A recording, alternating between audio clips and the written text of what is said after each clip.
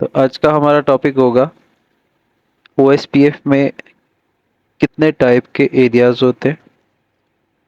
सबसे पहले जो फर्स्ट टाइप होती है वो होती है हमारे पास जो मेन मल्टी एरिया ओएसपीएफ में होता है वो बैकबोन एरिया होता है।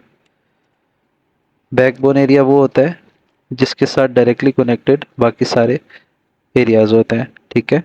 उसके अलावा जो दूसरे टाइप का एरिया होता है वो हमारे पास सेकंड टाइप जो होती है वो होती है स्टैंडर्ड एरिया। स्टैंडर्ड एरियाज कौन से होते हैं? बैकबोन एरिया के अलावा जो एरियाज जो बैकबोन एरिया के साथ डायरेक्टली कनेक्टेड होते हैं वो एरियाज हमारे पास स्टैंडर्ड एरिया होते हैं। हमारे इस केस में एरिया 10 और एरिया 30 ये हमारे पास स्टैंडर्ड एरियाज है, जबकि एरिया 0 हमारे पास बैकबोन एरिया है और एरिया 0 ही बैकबोन एरिया रखा जाता है। उसके अलावा ओएसपीएफ में जो एरिया की टाइप होती है वो तीसरी टाइप ऑफ एरिया जो होता है वो होता है स्टब एरिया। स्टब एरिया कौन सा एरिया होता है? ये हम कमांड लगा के तो एरिया सेट करते हैं। जैसे कि फॉर एग्जांपल अगर हम एरिया 10 को स्टब एरिया बनाते हैं तो इसमें जो E1 और ई टू के साथ कौन से एरियाज शो होते हैं जो कि किसी एक्सटर्नल या किसी दूसरे ऑटोनोमस सिस्टम के एरियाज हो। जैसे कि R1 के केस में अगर हम देखें तो E2 के साथ वो वाला एरिया शो हो रहा है जो रिप वाले नेटवर्क का है। तो स्टब एरिया में क्या होता है कि जिस एरिया को हम स्टब एरिया बनाते हैं उसमें E1 और E2s जो होते हैं वो ब्लॉक हो जाते हैं, वो राउटिंग टेबल में शो नहीं होते। सही है। लेकिन उनकी आपस में कनेक्टिविटी होती है। मतलब हम अगर यहाँ पे आके कमांड ये कौन सी चलाएंगे, हम उसके लिए कमांड चलाएंगे। हम राउटर ओएसपीएफ पे जाएंगे। हमारे केस में राउटर ओएसपीएफ 100 है तो उसमें जाके हम जो कमांड चलाएंगे वो कमांड होगी नेक्स्ट एरिया 10 स्टब। तो ये कमांड जैसे ही हम चलाएंगे तो इसके अब हम देख लेते हैं इस कमांड को चला चला के एरिया राउटर 1 में हम जाते हैं कॉन्फ़िग टर्मिनल पे और यहाँ पे हम जाते हैं राउटर ओएसपीएफ पे, सॉरी ओएसपीएफ 100 पे। अब यहाँ पे देखें पहले हमारे पास शो आईपी रूट जब कमांड चलाई थी तो E2 हमारे पास शो हो रहे थे जो कि किसी दूसरे ऑटोनोमस सिस्टम के नेटवर्क से। तो अगर हम यहाँ पे आके चलाते हैं एरिया 10 स्टब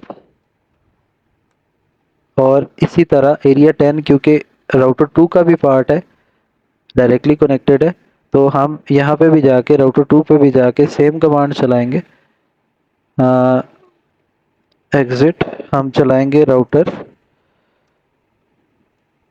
OSPF 100 और यहाँ पे जाके हम कमांड चला देते हैं एरिया 10 स्टब। तो जैसे ये कमांड हम चलाएंगे और हम वापस आते हैं एरिया 1 पे, सॉरी राउटर 1 पे, और राउटर 1 पे आके हम इसको सेव कर देते हैं। राउटर 2 पे भी सब राउटर्स पे सेव ज़रूर करें अपनी कॉन्फ़िगरेशन। जैसे हम राउटर 1 पे आके सेव करते हैं और हम क्लियर आईपी रूट्स भी कर लेते हैं। ठीक है। और अब हम शो आईपी रूट की कमांड चलाते हैं और अब अगर हम देखेंगे तो यहाँ पे ये स्टैटिक सॉरी ये हमारे पास जो डिफ़ॉल्ट रूट है ये इसके साथ शो हो रहा है, लेकिन हमारे पास E2 और E1s जो हैं वो ब्लॉक हो चुके हैं, वो शो नहीं हो रहे। लेकिन अगर हम यहाँ से पिंग करते हैं 192.168.40.1 को जो कि दूसरे ऑटोनोमस सिस्टम का नेटवर्क है तो वो पिंग हो रहा है। तो इसका मतलब राउटिंग टेबल में उन नेटवर्क्स की इंफॉर्मेशन शो नहीं होगी जो E1s और E2s के साथ शो हो रहे हैं, लेकिन उनके साथ कनेक्टिविटी रहेगी। स्टब एरिया में स्टब एरिया जिसको हम बनाएंगे उसमें उसके राउटिंग टेबल में उस एरिया के राउटिंग टेबल में E1s और E2s की इंफॉर्मेशन शो नहीं होगी, लेकिन उनके साथ कम्युनिकेशन होती रहेगी। तो अब हम देखते हैं तीसरी किस्म का एरिया कौन सा होता है। चौथी किस्म का, sorry, fourth type of area जो होता है वो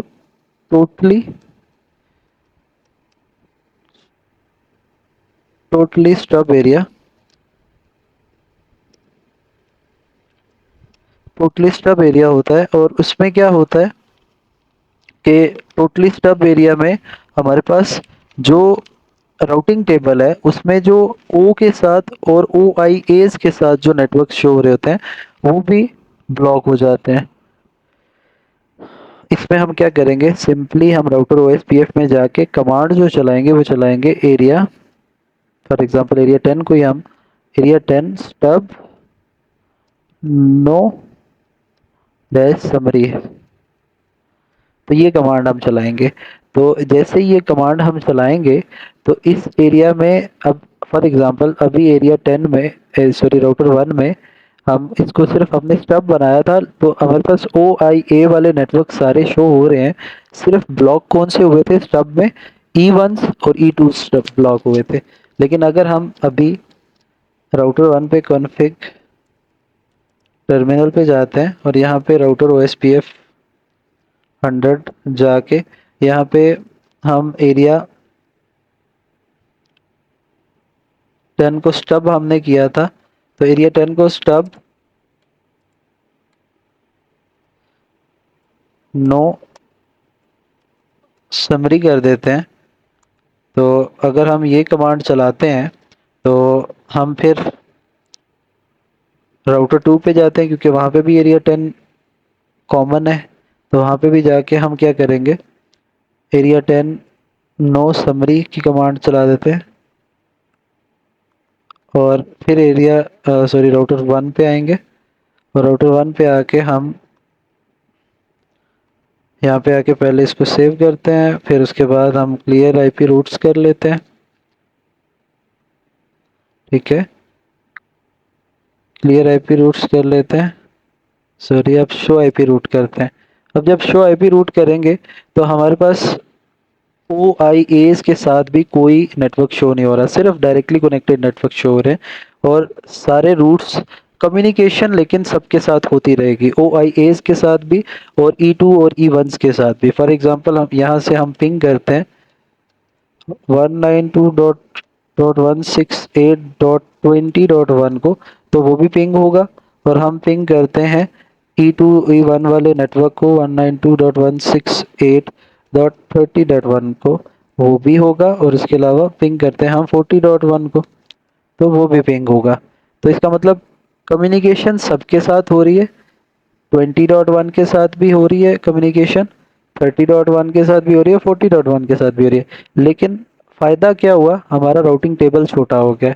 हमारे पास इंफॉर्मेशन जो हमें, हमारे पास डायरेक्टली कनेक्टेड नेटवर्क है सिर्फ उनकी शो हो रही है, बाकी सारे ओ आई एज वाले नेटवर्क्स भी गायब हो गए और E2 और E1 भी गायब हो गए।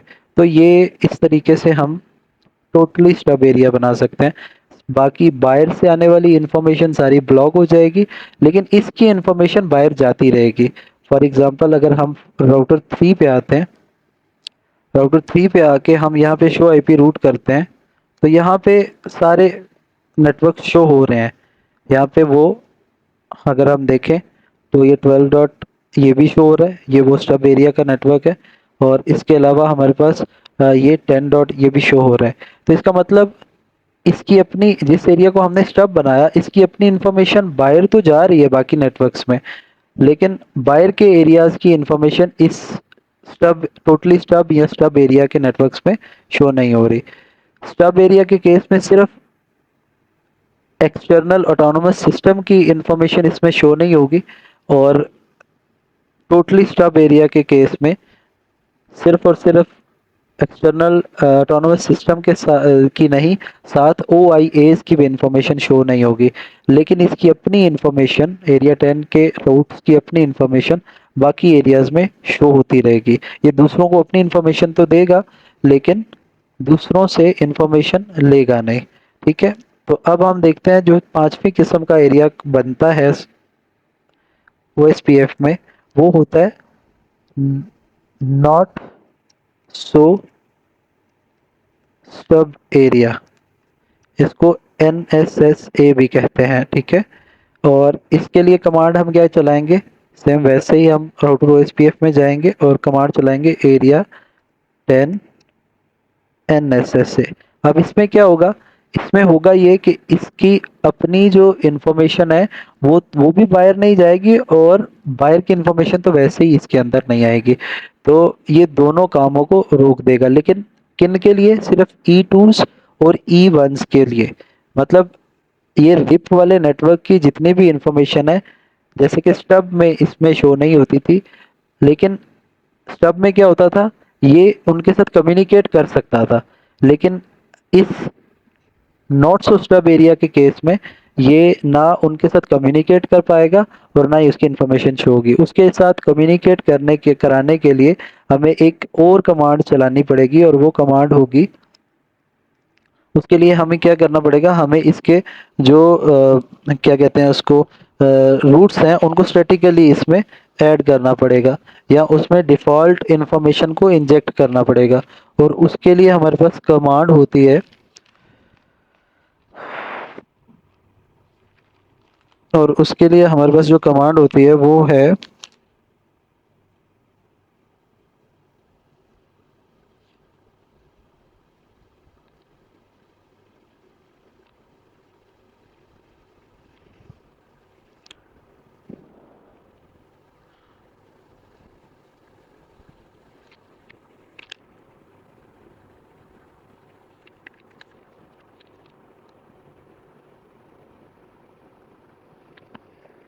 उसके लिए हम जो कमांड चलाते हैं वो होती है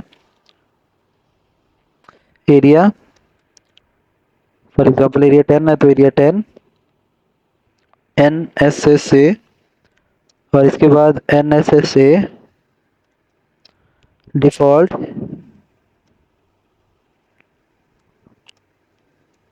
डैश इंफॉर्मेशन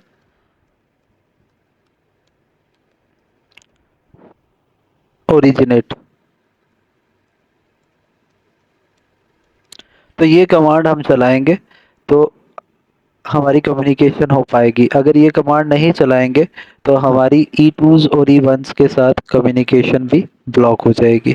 तो अब हम देख लेते हैं, हम चलते हैं राउटर 1 पे, और पहले हम इसमें जाके कॉन्फ़िग टर्मिनल पे चलते हैं, और यहाँ पे जाके राउटर OSPF को चलते हैं उस पे, और इसमें हमने जो कमांड चलाई थी एरिया 10 नो समरी की, इसको नो की कमांड के साथ ऑफ कर देते हैं। और इसके अलावा हमने इसमें एक और कमांड चलाई थी, और वो थी एरिया 10 स्टब बनाया था, उसको भी नो कर देते हैं, ठीक है।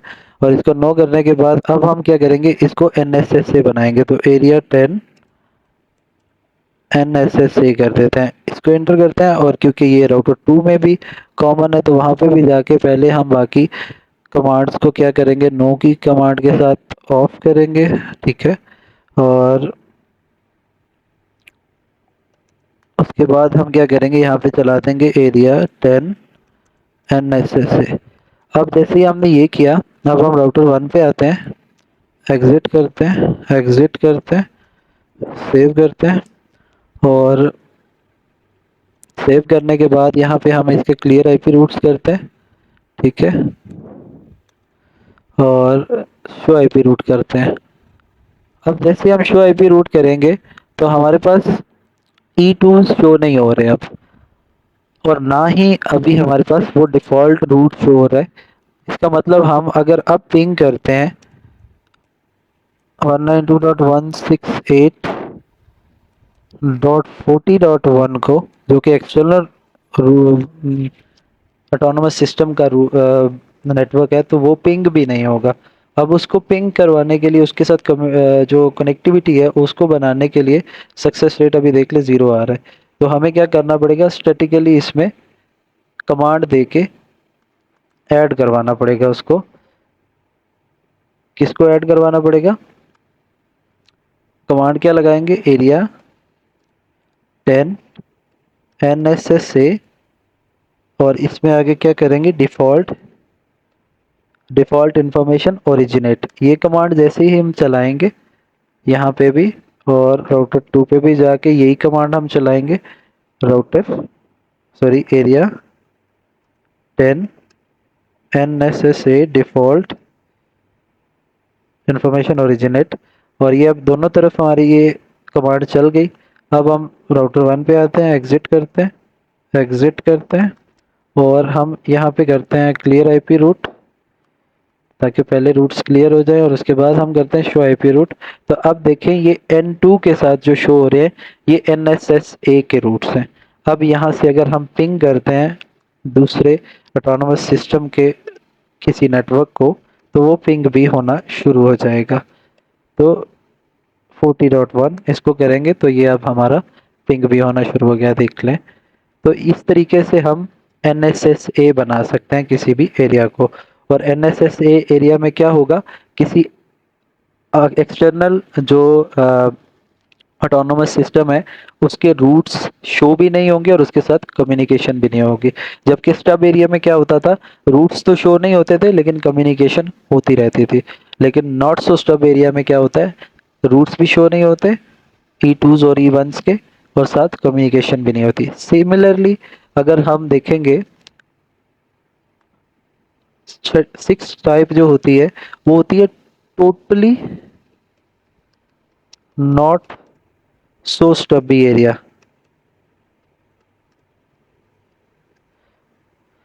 अब ये एक और, जैसे कि टोटली स्टबी एरिया होता है, स्टब एरिया या स्टबी एरिया, उसमें क्या होता था कि ना E2s और E1s शो होते थे और ना ही OIAs शो होते थे। इसी तरह लेकिन उनकी कम्युनिकेशन आपस में बंद नहीं होती थी, वो चलती रहती थी।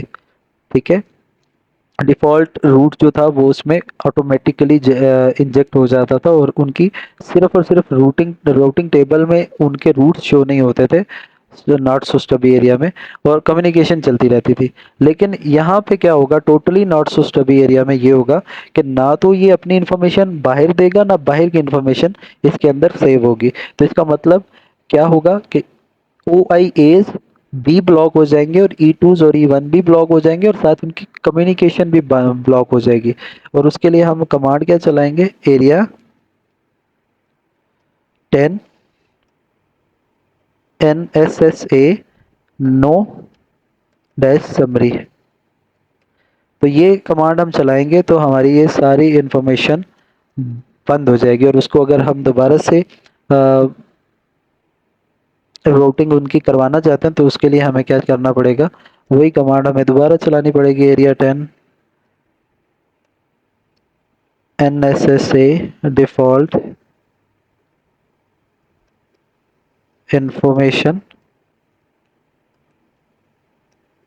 ओरिजिनेट।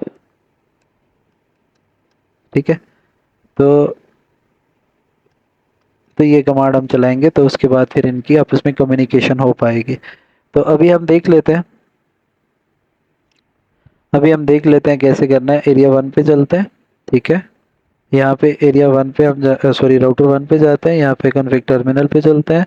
उसके बाद हम राउटर OSPF 100 पे चलते हैं और उसके बाद हमने इस पे कमांड चलाई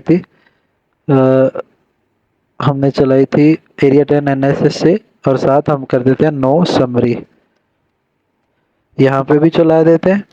और क्योंकि हम वो और जो डिफ़ॉल्ट रूट है उसको ओरिजिनेट वाली कमांड हमने पहले से चलाई हुई है तो अब दोबारा से चलाने की ज़रूरत नहीं पड़ेगी। लेकिन हम राउटर 2 पे भी आएंगे और राउटर 2 पे भी आके सेम वही कमांड चला देंगे, नो समरी। तो जैसे ये चलाएंगे आप राउटर 1 पे आएंगे और राउटर 1 पे आके हम क्लियर आईपी रूट्स करते हैं, पहले